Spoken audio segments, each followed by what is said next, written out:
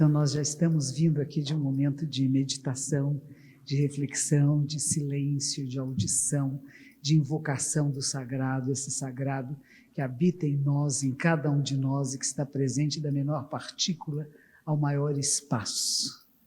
E assim nós estamos abrindo esta manhã, esse almoço, né, essa tardezinha, a virada da felicidade, a sustentabilidade da felicidade. O que sustenta a felicidade? E como que essa felicidade pode nos sustentar na vida, né? É importante pensar nisso. O que é felicidade? Vamos lembrar que a origem da palavra feliz é a mesma origem de fértil, de frutífero. Alguma coisa que, por exemplo, você tem uma ideia e você apresenta a um magnífico reitor e o reitor aceita a sua ideia e diz, vamos pôr em prática. Então nós ficamos felizes, porque a nossa ideia foi aceita, porque ela foi incluída no nosso programa. Não é verdade? Então aquilo que nós fazemos, não para mim, não que vantagem eu vou ter, o que eu vou ganhar, o que eu vou pegar nisso, mas o que eu tenho a oferecer, o que eu tenho a partilhar no mundo. E isso é o que vai ser o nosso bem-estar verdadeiro. A ideia é o contrário do eu menor, eu quero, eu não tenho, é insuficiente, está faltando. Isso só dá mais insuficiência. Mas quando nós apreciamos a nossa própria vida, apreciamos as pessoas com quem nos relacionamos. Eu acho muito interessante, eu não sei se vocês gostam de futebol, vocês podem não gostar. E tem times de futebol, então a pessoa fica brava, não, eu não sou desse time, eu não sou daquele time. Mas eu tive a honra de conhecer um grande treinador de futebol, que fez o time dele campeão. Há 2 anos que o time dele só ganha. A gente vai saber como é que esse educador, quando a gente fala de um treinador de uma equipe de futebol, nós estamos falando de educação, formação de seres humanos. Não é só que sabe jogar a bola. O que ele diz é muito importante, não adianta só o talento se não tiver caráter. Como é que você forma o caráter de uma pessoa? Nós estamos numa instituição aqui educacional, que coisa boa. Minha mãe foi educadora, meu pai foi educador, meus avós foram educadores. E a conversa que nós tínhamos nas mesas, nas refeições, era sobre sistemas pedagógicos. Será que nós estamos educando de forma correta? Será que as pessoas estão realmente despertando para a mente superior? Porque não é só o currículo que se dá, você forma seres humanos. E eu fui encontrar esse treinador de futebol. Nós estávamos na Bienal do Livro, que agora você falou onde nos encontramos, né, pela primeira vez. E na Bienal do Livro eu estava lançando um livro e este treinador de futebol lançava um livro também. E ele diz assim, mente fria, coração quente. Olha que coisa bonita, né? A gente tem que ter a capacidade de ver a realidade como ela é, mas atuar com paixão. Não é de um nhenhenhen. A gente não faz às vezes as coisas assim, parece que ser feliz, estou tão feliz. Não, eu estou feliz. A minha vida, eu vibro com a felicidade, né? A gente tem que encontrar esse estado de equilíbrio. Eu não sei se vocês sabem que o equilíbrio tem a ver com o corpo humano, né? São 80 e poucos ossinhos que fazem o nosso tórax, o pescoço e a cabeça. E eles fazem o quê? Que se chama de eixo axial. O eixo axial do corpo é o nosso eixo de equilíbrio. E a gente sai desse eixo muitas vezes. E como é que a gente, se você conhece, se você encontra ele uma vez, você volta mais facilmente. Porque a vida nos prega peças. Não é como nós queremos, é como ela se apresenta. E às vezes nós ficamos muito alegres e outras vezes muito tristes. A gente fala ioiô, a gente chama hoje de bipolaridade. Todos nós somos um pouquinho bipolares, né? Tem coisas que nos entusiasmam, ficar entusiasmado significa cheia de Deus, cheia do sagrado, está em mim e está em toda parte. Quando nos apaixonamos, não é assim? Quando a gente é jovem e se apaixona, conhece? Já se apaixonou? Você é bonitinho. Ele atrás de você está rindo, ele já. Quando a gente se apaixona, minha filha é assim. Agora ela está casada já há muitos anos e muito feliz, mas quando era mais jovenzinha, quando ela não estava apaixonada, o mundo estava feio, nada tinha graça. De repente ela se apaixonava e dizia: ai, que flor linda, ai, que borboleta maravilhosa, e o mundo ficava cheio de cores e de beleza. A diferença é que não precisa ter esse objeto do meu afeto e da minha paixão, ela não está fora de mim, ele tem em mim. Eu tenho que perceber a beleza da vida e as cores, que o Pitchcock trabalha com uma arte tão extraordinária, em tudo onde eu estou. Vocês estão vendo os arco-íris que existem nesta sala? Essa luz que está emitindo raios de luz em todas as direções? O espaço que existe entre nós e o teto desta sala. É maravilhoso isto, porque temos o hábito de ver coisas pequenas, às vezes olhando para o outro, olha a roupa dela, olha a perna, o sapato. Não é assim que a gente faz? A gente fica com um olhar pequenino para a vida. A gente tem que só abrir um pouquinho mais. Quando a palavra Buda, por exemplo, significa aquele que despertou, aquele cuja mente desabrochou, abriu-se. Isto que é, não é só uma religião de uma parte da Índia lá atrás, é a capacidade nossa, humana, de despertar, de desabrochar o quê? Estas coisas extraordinárias, maravilhosas, que é esse computador aqui de última geração, que nós só usamos para somar e subtrair. Toda a tecnologia que nós temos são cópias rudimentares da mente humana. Conhecer a mente humana, entrar em contato com você, com o seu mais íntimo, isso se chama despertar. Perceber que temos inúmeros sentimentos e possibilidades em nós. Alegria, tristeza, raiva, inveja, que feio, né? Temos. Ciúmes, compartilhamento, solidariedade. Na semana passada eu vi o professor Portela falando na TV Cultura sobre solidariedade, eu gostei tanto, sabe? Ele diz solidariedade de sólido, de ninguém larga a mão de ninguém. Cuidamos uns dos outros, estamos juntos nesta jornada, não tem um eu separado e sozinho, temos o nós. Quando a gente sai do euzinho pequeno, eu, meu, mi, a gente sai do mimimi e a gente entra no nós. E a gente começa a perceber que quando eu beneficio o maior número de seres, estou imediatamente beneficiando a mim, meus familiares e meus amigos. Isso nos faz feliz. Quando eu achar que alguma coisa que é boa para mim, o que eu estou pegando, o que eu vou ganhar disso, eu fico pequeno, fico limitado e não encontro a plenitude. E a plenitude é um outro estado, é um estado de entrega. Será que eu entrego o que eu tenho a dar? Será que eu entrego o meu olhar, o meu corpo, a minha inteligência, a minha capacidade? Estamos numa academia, num lugar de estudo, de desenvolver o intelecto, de aprendizado, de crescimento. Para quê? Essas mais de 300 mil pessoas, são essas, né? Que se formaram pela FMU, estão trabalhando no mundo, para o nosso bem, para o bem coletivo. Ninguém trabalha só para o bem individual. Quando a gente pensa que eu estou trabalhando só para mim, eu estou em falta.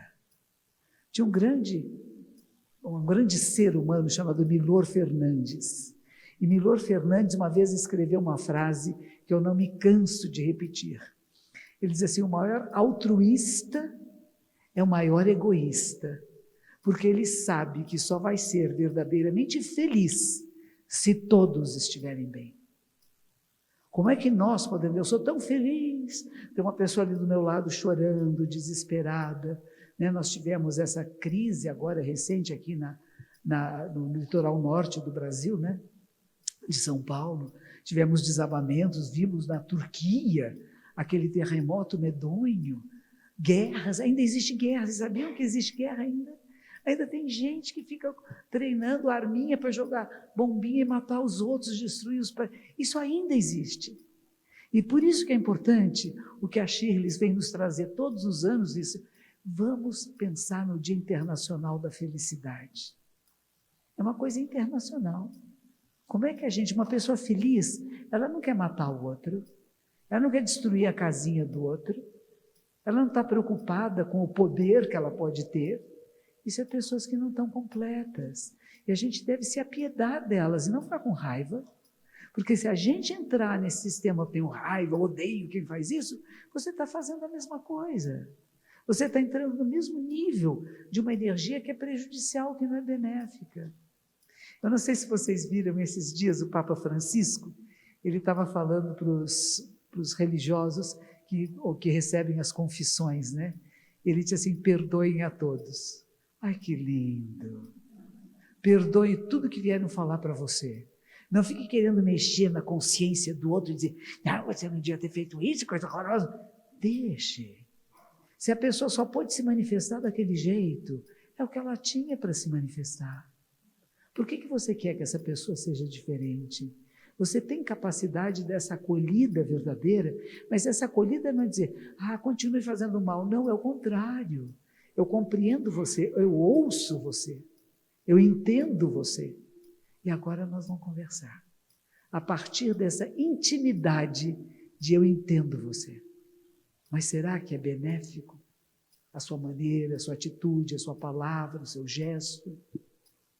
Eu fui fazer uma palestra sábado passado agora no Guarujá. E era para uma empresa de tecnologia. E essa empresa de tecnologia tem o nome de um bodhisattva, de um ser que é dentro do budismo. Não tem deuses, viu? O pessoal fala assim, a deusa disso. Não tem deusa nenhuma no budismo. É uma palavra que não é usada. Então tem a grande compaixão, que aqui no Brasil eu falo que é a deusa da compaixão. Não é deusa, não. É bodhisattva da compaixão. E o nome desse bodhisattva, dessa manifestação que é nossa, simbolicamente você põe numa imagem, mas é nós humanos. É a capacidade de ver, visão de longo alcance, visão de profundidade. Eu vejo o que é assim como é. E eu vejo os sons, os lamentos do mundo, as necessidades do mundo, e atendo às necessidades verdadeiras. Diferente de uma mocinha que antigamente cantava, Oh Lord, don't buy me a Mercedes-Benz. Lembra disso? My friends all drive Porsches, I want make a man. Não é isso, eu não quero uma Mercedes, não quero um Porsche. Porque a gente às vezes fica pedindo essas coisas, né? Mas qual é o nosso pedido verdadeiro? Qual é o nosso voto? Já perceberam que é uma diferença de uma pessoa que vive pelo voto e a pessoa que não faz voto nenhum? A minha superiora contava uma história assim. Imagine um monte de pessoinhas, né? Tem umas 5 pessoas num barquinho. Estão lá remando no barquinho, no meio de um lago, para atravessar o lago, está tudo feliz. De repente percebe que tem um furo no barco. E está começando a entrar água no barco. Diz assim, a pessoa que fez o voto, sabe o que ela faz? Põe a mãozinha em concha e começa a tirar água de dentro do barco. Aí tem um lá desesperado que se atira na água, porque eu vou me salvar, e sai nadando. Deixa os outros se afogando, né? Eu vou me salvar.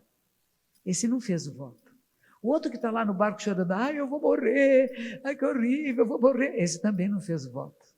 Quem faz o voto é aquele que pensa no coletivo. E como é que eu faço com que todos nós possamos chegar a outra margem? E se tudo que eu tenho são minhas mãos, é com elas que eu vou tirar a água do barco. Essa é a diferença.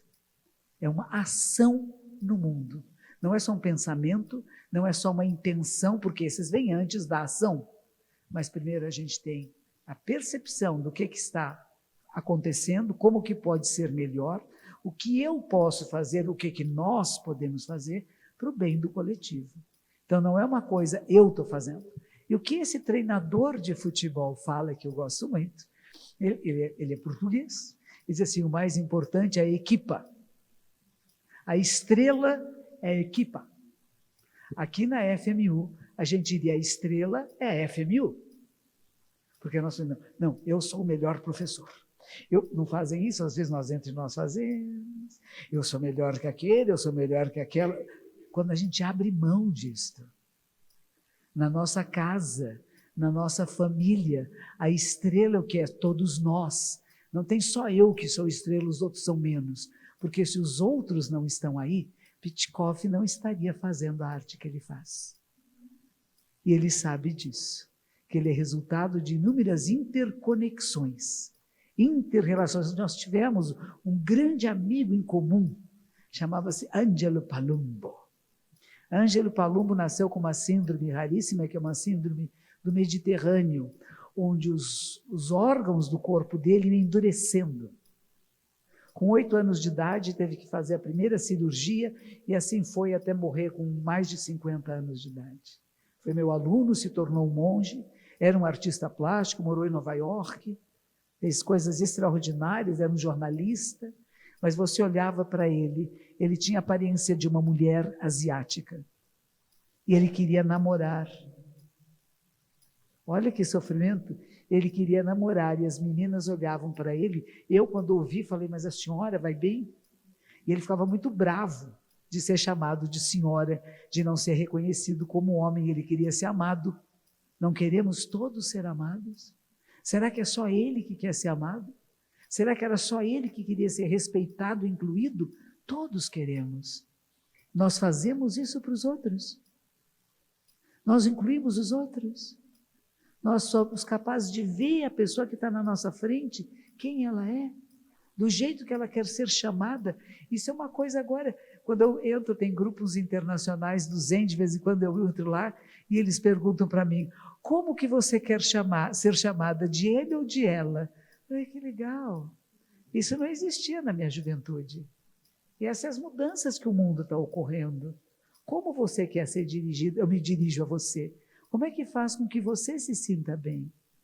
E eu respeito o outro, nessa pluralidade que é a vida humana. Quando nós falamos da floresta amazônica, né? Não são só as árvores milenares, porque agora a gente fala, não corta árvore, mas as árvores, elas produzem chuva, vento, estabilidade, e também o que existe lá, a riqueza, são as ervas. Inúmeras ervas, bichinhos, insetos, animais, inúmeras formas de vida, os Yanomamis, coitadinhos que parecendo pessoas dos campos de concentração da época da Segunda Guerra Mundial.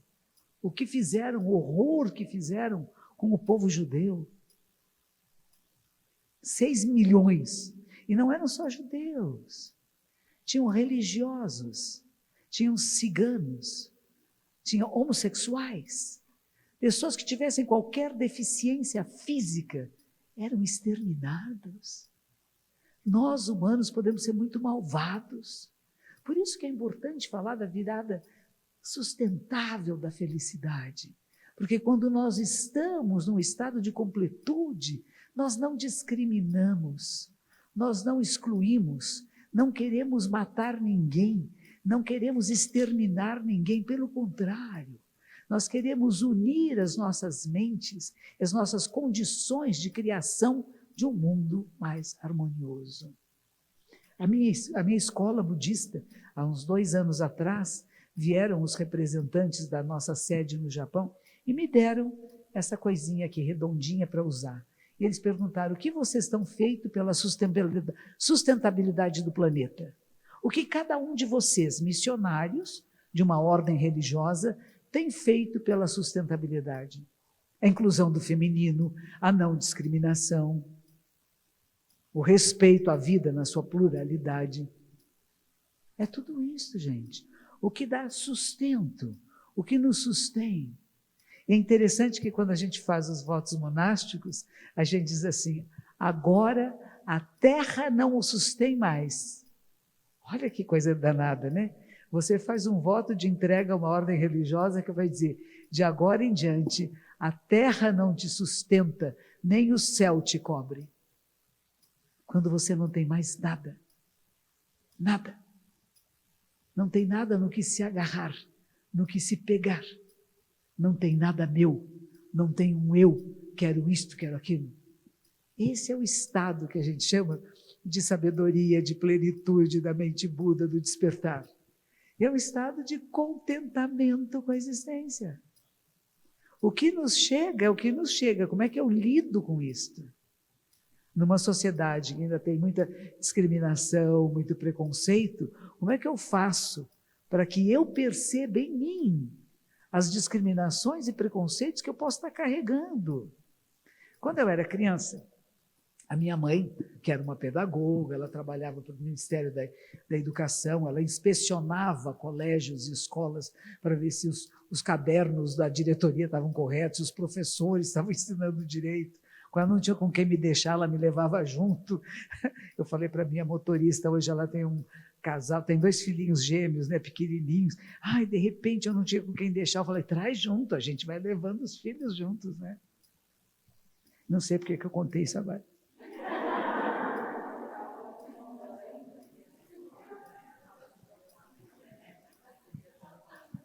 Por que fui falar da minha mãe agora? Oi, mãe.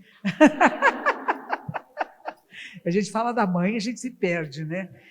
A mãe tem um pouco o símbolo de amor, de carinho, mas nem todas as mães são assim. Tem gente que teve mãe bem ruinzinha, malvadinha, que maltratou, que deixou trancadinha no armário, que bateu muito, que era impaciente, ou que se drogava, ou que bebia, que deixava o homem fazer maltrato para a menininha, né, ou para o menininho também, porque quando a gente fala de abuso sexual, a gente só pensa em mulher, mas tem muito menino que foi abusado sexualmente, pelo tio, pelo avô, pelo primo. Então, quando a gente fala de felicidade, é como é que a gente faz? Constrói um mundo onde nós possamos impedir que crimes como esse ocorram. São doenças da mente humana, né? São doenças que algumas não têm cura, mas se não tem cura, você não facilita o contato, você afasta o contato. E quantas pessoas vieram me dizer, tem pessoas que vêm falar para mim, eu odeio minha mãe, a minha mãe deixava que meu padrasto abusasse de mim e não fazia nada. Será que ela deixava? De uma certa forma, sim, mas e o padrasto que fazia? Desse você não ficou com raiva, você ficou com raiva da mãe que não fez nada? Ela tinha condições de fazer alguma coisa? Qual era a condição dela nessa relação? Então, quando a gente fala de felicidade, a gente não está falando só de céuzinho azul e nuvenzinha branca, como está lá fora bem lindo. A gente está falando das dificuldades da nossa vida e como que eu lido com elas, como é que eu transformo uma situação desagradável numa situação que possa ser benéfica. Uma vez eu estive com uma senhora numa palestra. Ela era cadeirante e ela tinha sido professora de educação física e ela dava aula numa empresa, numa grande empresa. Eles queriam que todos os dias ela desse aula de educação física. Teve um acidente de moto, ficou numa cadeira de rodas e depois de alguns meses a empresa telefonou para ela e disse, escute, você não vai voltar? Ela disse assim, como que eu vou voltar? Eu sou cadeirante, como é que eu vou dar aula de educação física? Ele disse assim, você faz planilha. Planilha, você escreve a planilha. Você pede para alguém fazer a planilha. Ela voltou. Ela disse, qual foi o primeiro problema de estar convivendo com as outras pessoas?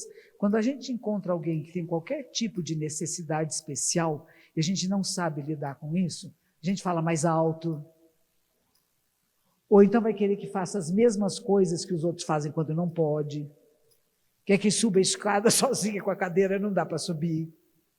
Entendeu? Ou então quer ajudar muito. Não, deixa que eu te ajudo. E tira a possibilidade da pessoa se manifestar. O que é adequado? E ela ensinava isso, sabe? O que é adequação? Nós temos que incluir todos, mas temos capacidade de perceber qual a necessidade verdadeira deste ser. E ela contava assim, que nós tratamos todos iguais. Ela disse que crime, né? Tratar todos iguais não é possível. E ela conta a história. 3 crianças que querem assistir um jogo, basquete, futebol, vôlei. E tem um menininho que é mais alto, ele vê em cima, tem um muro. Ele vê por cima do muro, ele está vendo muito bem. Tem uma irmãzinha dele, que é um pouquinho mais baixa, ela dá uns pulinhos assim, para poder espiar de vez em quando. E tem o menorzinho de todos que não enxerga nada. Mas como nós somos tão bondosos e justos, nós damos 3 caixotes do mesmo tamanho para as 3 crianças. O maior vê muito bem, a do meio vê um pouquinho, o pequenininho continua sem ver nada. Nós não podemos tratar todas as pessoas do mesmo jeito, porque cada um de nós tem necessidades diferentes em momentos diferentes da vida. Se queremos que as outras pessoas fiquem bem, vamos entender o que elas precisam. E quando eu comecei a praticar, eu estava morando em Los Angeles, na Califórnia. Eu trabalhava no Banco do Brasil, era funcionária local do Banco do Brasil. Era uma farra. E aí eu comecei a praticar meditação, comecei a praticar o zen, eu já estava me achando. Ai, agora eu sou zen, como eu sou legal, eu medito. Eu estava me achando o máximo. E diziam que você tinha que fazer uma boa ação por dia, né? Que nem escoteiro, né? Estou eu para atravessar a rua nos faróis lá do centro de Los Angeles, numa rua que chama Flower, a Rua da Flor, e veio uma senhora cadeirante. Eu falei, olha a minha oportunidade de uma boa ação. E na hora que abriu o farol, eu peguei na cadeira dela, vou levar. Por favor, não faça isso, ela disse. Acabo de conseguir uma cadeira que me deu independência. E você quer me tornar dependente de novo? Percebe? O meu olhar para a relação da pessoa que tem uma necessidade é diferente da verdadeira necessidade. Fui numa escola pública aqui de São Paulo, escola primária da prefeitura, chama Desembargador alguma coisa, que fica no Butantã, e na parede estava escrito a seguinte frase: aqui todos temos necessidades especiais. Cada um de nós tem. Tem que perceber isso. Não tenho pena do outro. Não sou bonzinha. O que é adequado? Eu também tenho necessidades especiais. Todos nós temos, visíveis e invisíveis. E isso dá essa ideia da equidade de valor. Não da igualdade, porque não somos iguais, mas temos equidade, o mesmo valor para o mesmo trabalho. Não estão fazendo isso agora nesse governo? Que as mulheres devem ganhar o mesmo salário que os homens ganham para a mesma função? Que nunca foi assim, né? Eu fui jornalista, quando eu comecei a trabalhar no Jornal da Tarde, era foquinha, né? E naquela época tinham várias foquinhas, tinha uns meninos também que eram focas, e de repente os meninos entravam com um salário maior que o nosso das meninas. E tinha uns jornalistas que, com o tempo, né, que eu sabia, aquele lá está ganhando mais do que eu fui reclamar. Disse assim, ai, mas ele é pai de família. Eu falei, eu também sou mãe de família, eu tinha uma filha, era divorciada, tinha uma filha, eu sustentava a minha casa, quer dizer, precisava, minha mãe me ajudava, né? Mas, enfim, não é porque minha mãe me ajuda que eu vou ganhar menos, se é a mesma função. Isso agora está mudando, mas ainda está mudando. Quando a gente olha para alguns países no norte da África, e eu vi uma vez um filmezinho sobre isso, as mulheres usam uma burca azul, e a carinha fica toda dentro da burca, aqui é todo um xadrezinho assim, né? Uma telinha, né? E elas queriam pegar um táxi. Eram 3 mulheres bonitinhas, não sei se é bonitinha, estava embaixo da burca, mas elas fizeram, o táxi parou. E sabe o que o táxi fez? Abriu o porta-malas.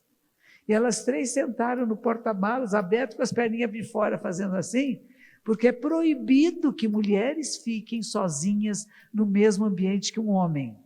Muito menos estudar, muito menos guiar um carro. E isso ainda existe no mundo, gente. Ainda está presente no nosso mundo atual, onde aqui em São Paulo nós vivemos uma realidade diferente. Mas existem áreas em São Paulo e famílias e casas em que isso não é assim. Então, qual a importância da FMU e de nós estarmos hoje aqui falando de felicidade num centro educacional? O que é educar um ser humano? O que é formar um ser humano? Que tem uma visão mais ampla de si e do mundo, que atua na realidade para o bem de todos, que inclui, que reconhece. Não é fácil, parece fácil. Minha mãe, ela fazia doações para uma casa de pessoas que na época se chamava Sanatório de Leprosos. Não se fala mais a palavra lepra, eu espero que todos vocês saibam, né? É hanseníase, porque diziam que leproso pegava, era perigoso, tinha muito menos, né? E o que minha mãe fazia? Eu gostava, tocava campainha, o correio vinha, eu ia correndo lá no portão. Ai, mamãe, chegou uma cartinha. Ó, filhinha, é do sanatório, lave bem as mãozinhas. Imagine se lepra, se hanseníase pega por carta, mas ela também, por mais pedagoga que fosse, era ignorante. E aí eu lavava a mãozinha. Vou para o Japão, sou monja no Japão, e estavam fazendo um trabalho muito grande, educacional, com todos os monges do país contra a discriminação e preconceito. Uma delas era contra pessoas que tinham hanseníase, que era chamada no passado doença espiritual. Pessoas que fizeram o mal no passado tinham o castigo de nascer e ter hanseníase. E a família toda era excluída da sociedade, porque era uma família que tinha um elemento tão maléfico como este. E as pessoas que tinham hanseníase eram levadas para uma ilha, chamava Ilha do Amor. Não é bonito? Não tinha ponte. Eles iam de barquinho e ficavam lá até a morte. Não podiam escrever cartas para os familiares, porque se alguém soubesse que tinha alguém lá, essa família era expulsa da cidade. E lá fui eu, com os outros monges, para conversar com eles, falar com eles, entender o que era hanseníase. Fizemos um estudo profundo sobre hanseníase, como é que transmite, como é que não transmite, etc. Em 1947, o ano que eu nasci, foi descoberta a doença, o remédio que para o processo degenerativo da hanseníase, porque cai a ponta do nariz, cai a orelha, cai a ponta de dedo, né? E lá estou eu, no meio dessas senhoras e senhores já mais idosos, que não têm dedinho, e o que eu fui fazer? Eu fui ajudá-los a descascar maçãs. Ai, que legal, né? Todos nós, sem discriminação, sem preconceito, eu li no livro, eu estudei, vamos descascar as maçãs, descascamos, cortamos em pedacinhos e pusemos na mesa. E na hora que as maçãs estavam todas na mesa, era hora de comer a maçã. E a minha mãezinha lá dentro de mim, na minha infância, dizendo: filha, lave a mãozinha, porque se você pegou nesse envelope, você pode ter hanseníase. E eu tive que fazer um trabalho interno tão profundo, gente, de poder comer aquele primeiro pedaço de maçã que eu pus na boca. Como foi duro, como eu tive que vencer aquela influência de minha mãe que estava tão dentro de mim, de achar eu vou ficar com hanseníase. E chegou um momento que eu disse, se ficar, fiquei, não tem importância. Por mais que a gente tenha estudado, né, tem umas coisas que estão dentro de nós que são muito profundas. E o trabalho do Zen, da libertação e da verdadeira felicidade, porque felicidade é você estar livre no mundo, livre de amarras, de preconceitos, de medos, de angústias, de invejas. Mas a inveja vem. Aí quando você fica com inveja, você fala, estou com inveja. Tá bom, tudo bem. A gente educar crianças com isso. Estou com ciúmes. A professora olha só para aquela aluna ali, ó, só olha para você, ela já vi. Não liga para mim, só liga para você. Estou com ciúmes, estou bravo. Vou lá e puxo o seu cabelo, né? Aí, de repente, você fala, mas por quê? Isso, ciúmes, existe. É da natureza humana. Mas o que cabe ao educador fazer? Vamos trabalhar essa emoção? Que legal, está com ciúmes, que bonitinha. Mas você percebeu que a professora, o papai e a mamãe gostam, não da mesma forma, uma forma um pouquinho diferente de cada um. Porque a necessidade de cada um é diferente uma da outra. Tem uma senhora que me acompanha muito em fazer palestras, ela tem 3 filhos, e um dos filhos dela tem asma, bronquite, né? E cada vez que o menininho vai sair, ela dizia, põe o casaquinho, volta com o casaquinho. E os outros irmãos reclamavam, ela nunca fala do meu casaquinho. Ela dizia, mas você não precisa, filho. Não é que eu goste mais dele. A necessidade física, espiritual, emocional dele é diferente da sua. Quando nós entendemos isso, os ciúmes, a inveja é legal também, né? Às vezes tem inveja do outro, fala, não, inveja eu não tenho, imagina, inveja é uma coisa feia, né? A gente tem, e quando você percebe que você está com inveja, você reconhece, você trabalha essa emoção. Mas se você nega, por isso que eu escrevi um livro, da negação ao despertar. Não era só por causa da Covid, não, viu? A gente nega a realidade, a gente não transforma a realidade. Se eu nego o que eu sinto, se eu nego as minhas emoções, se eu nego o que eu estou fazendo, como é que eu vou mudar, transformar a mim e ao mundo à minha volta? Porque há coisas que não são benéficas, a gente agradece ter nascido nesta época. Porque nós estamos aqui para modificar. Ai, que época que eu nasci, o mundo está tão errado. Olha que bênção eu ter nascido nesta época, onde eu posso fazer a diferença no mundo, onde eu posso pensar, falar, dialogar para que seja melhor. Não brigar, não é braço de ferro, não é quem pode mais, não é eu melhor que o outro. Se por um momento na sua cabecinha santa passar esse pensamento, eu sou melhor que os outros, jogue fora. Pode jogar fora. Esse não presta. Esse não é pensamento a ser desenvolvido. Eu posso ter mais habilidade e um pouco mais de conhecimento no Zen Budismo, porque eu estou nessa história há muitos anos. Com 28 anos de idade, eu comecei a fazer práticas meditativas. Eu estou com 76. Eu tenho alguns aninhos aí de experiência, de estudo naquilo que me interessou. Então, eu posso falar sobre isso até de uma maneira muito leve e muito simples, porque eu penetrei nesse assunto. Eu não preciso dizer está em tal livro, em tal lugar, naquela página, né? Não é na página do livro, é na página da sua vida. E quando as pessoas perguntam para mim, monja, que livro eu devo ler? Eu faço o livro da sua vida. Leia a sua história. Como é a sua história? Como que foi criada? Quais as experiências pelas quais você passou? Quais experiências está passando agora? E o que você faz com as provocações do mundo? Você ficar com raiva, ficar bravo, ficar furioso? Ou você pensa, o que eu posso fazer para que seja diferente? E de novo a gente vai para o Papa Francisco. Esse perdoar não é dizer faça de novo, é compreender as causas e condições que fazem uma pessoa se manifestar desse jeito. E não é dizer tá bom que é assim, não, pode ser diferente. Então como é que eu vou dialogar? Como é que eu vou atuar? Que exemplo eu posso dar? Se a pessoa vem agressiva para mim, eu vou agressiva de volta, dá briga, dá atrito, né? Mas está difícil, né? Está difícil conseguir o fim da guerra lá na Ucrânia, como está difícil de conseguir o fim das guerras na Mãe África, Mamãe África, que segundo os antropólogos, onde veio a vida humana. Que honra ser africano, que honra ter origem africana. E é isso que a gente tem que lembrar, né? Que honra, todos nós viemos de lá. Um pouco tempo atrás, um fotógrafo inglês disse que ia fotografar o DNA brasileiro. E eu fui uma das pessoas que ele escolheu. Tirou fotografia de todos nós e tirava um pouquinho de DNA e punha num lugarzinho, mandava para os Estados Unidos para analisar. Há 6.000 anos atrás, o DNA que está aqui agora estava na África, numa área que é mais ou menos a Síria atualmente.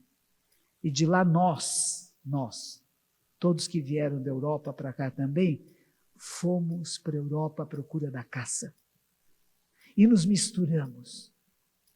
E ancestrais meus, 50% é da Península Ibérica, foram para a América do Norte e se misturaram com os povos que vieram lá de cima e que eram asiáticos e que formavam o que é chamados povos originários da América, que nunca foram originários da América coisa nenhuma, né? E lá do norte desceram aqui para o sul. Mas a mãe é chamada Mãe África. Olha lá. E por que há discriminações e preconceitos com nossos irmãos? E lá na África, briga tribo contra tribo, gente, de irmãos. Irmãos bem próximos. Então nós temos que criar causas e condições de mais harmonia no mundo. E começa a harmonia de você com você, de você entender a você, entender os vários aspectos que compõem você, porque nós somos as sobreviventes e os sobreviventes de milhões de anos, do início da vida humana no planeta, gente. Nós somos esses sobreviventes, e em nós tem tudo, o bem, o mal, a raiva, a vingança. Nós já matamos muita gente no passado, já fomos vítimas, já queimamos mulheres nas fogueiras e fomos queimadas nas fogueiras. Passamos pelas pestes, pelas guerras, pelas violências e somos sobreviventes. Mas nesse grande armazém que temos aqui de memória, tudo está. E de vez em quando uma coisa erradinha vem aqui para a superfície e você tem que prestar muito atenção que sementes você está regando, porque está em nós. Não é dizer, aquela pessoa não presta, aquele lá é ruim. Somos todos um pouco ditadores. Quem não concorda comigo, eu quero excluir. Eu tiro das minhas redes sociais, não é assim? Eu excluo. Para quê? Pessoas que pensam diferente de nós podem enriquecer a nossa capacidade de diálogo. Aqui não é o prédio da Faculdade de Direito, onde tem que saber falar, defender um ponto de vista, defender o seu cliente, que pode ter cometido um crime medonho, mas é um ser humano, e quais foram as causas e condições deste ser humano se manifestar dessa forma, o que vai minimizar a sua pena, porque é um humano como todos os outros. Quando fala, ai, que crime hediondo, isso não é humano sim. Torturas, massacres, é humano sim, porque nós humanos fizemos no passado. Agora a gente aprendeu alguma coisa que é não repetir o erro. Essa frase também é do professor Cortella, que eu adoro, que ele diz, não é errando que se aprende, é corrigindo o erro. E você só corrige o erro se perceber que foi erro. Se não percebeu que é erro, você vai continuar fazendo a mesma bobagem. E aí tem os educadores, os professores, os amigos. As boas amigas e os bons amigos. Há um tempo atrás tinha uma propaganda linda na televisão que era assim. Tinha um grupo de homens bebendo uma cerveja numa mesa assim, e de repente toca o celular de um deles, ele atende e trata muito mal a mulher dele. Não sei se vocês lembram disso. Ele fala com grosseria com ela. E os outros 3 amigos viram e não falam mais com ele. Ele fala, eles não respondem. Diz, o que foi? Diz assim, isso não é maneira de você tratar a sua mulher. Nós não aceitamos isto. Não é bonito, gente? Não é uma mulher dizendo para ele, os homens, os amigos dele, percebendo, se eu sou seu amigo, eu vou dizer, você está pisando na bola, meu amigo, não faça assim. Isso é criar uma sociedade sustentavelmente feliz, harmoniosa, respeitosa, e somos cada um e todos nós corresponsáveis pelo mundo que estamos vivendo, pelas relações que temos, porque gostamos de apontar e dizer, aquela pessoa que me incomoda, por que ela te incomoda? Qual é seu problema? Que aspecto seu que você não está querendo acolher, reconhecer e transformar, transmutar? Essa palavra transmutar, ela foi muito usada por uma senhora russa do século XIX que se chamava Blavatsky. Me levaram para assistir essa peça, eu recomendo a vocês. É um monólogo num teatro, que eu não sei, que fica lá no fim da Avenida Brigadeiro Faria Lima, que tem uma, eu não sei se vocês já viram, tem uma baleia no meio da rua. Eu nunca tinha visto. Eu cheguei lá, a moça que estava me levando, uma moça que me convidou, vamos ao teatro, hoje eu nunca vou ao teatro. Então, para mim, é uma festa, né? É que nem eu nunca vou assistir futebol. Me levaram para assistir um futebol lá no Allianz Parque. Eu falei, ai, que lindo! Você vê o campo inteiro. É uma coisa muito bonita. Me levou para o teatro, nesse fim do mundo, que eu nunca tinha ido lá. Tinha uma baleia, do tamanho de uma baleia, gente, de verdade, vale a pena ir lá ver. Ela é feita de umas plaquinhas de metal. Eu queria entrar na baleia, ela não me deixou.